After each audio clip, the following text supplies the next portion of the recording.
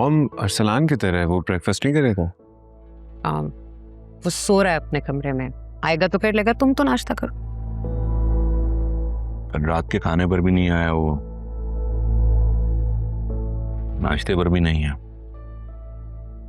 मुझे लग रहा है कोई नई फरमाइश है जिसके लिए भूख हड़ताल की जा रही है।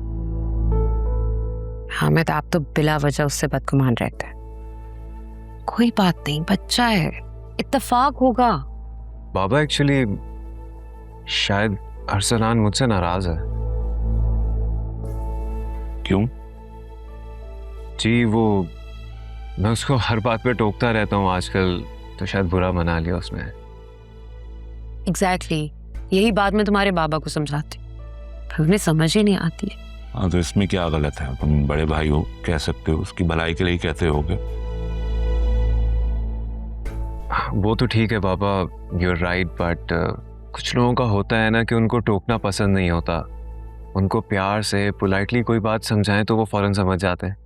शायद अरसलान भी वैसा ही है। Am I right? You're right, ऐसा ही है। चल मैं काम करता हूँ, उसे लेकर आता हूँ। अरे नहीं नहीं, बैठो, सो रहा है, उसे सोने दो, रेस्ट करने दो, उठेगा तो आ जाएगा।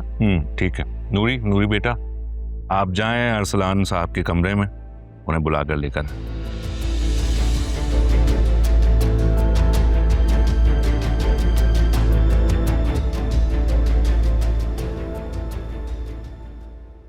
तुम कहां से आ रहे हो? तुम तो कमरे में सो रहे थे। नहीं तो, मैं तो बाहर था। क्या मतलब? सारी रात घर पर नहीं थे तुम? नहीं, मैं तो बाहर था।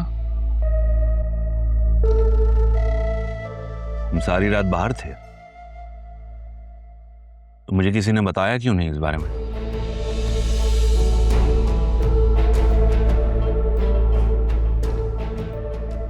तुम्हें पता था? झूठ। एक मिनट, जब मैंने तुमसे पूछा तो तुमने कहा कि वो कमरे में सो रहा है। Did you know about it? I didn't. मैं रात को इसके कमरे में गई हूँ, ये सो रहा था। आप मुझे क्यों डैड के सामने झूठा बना रही हैं?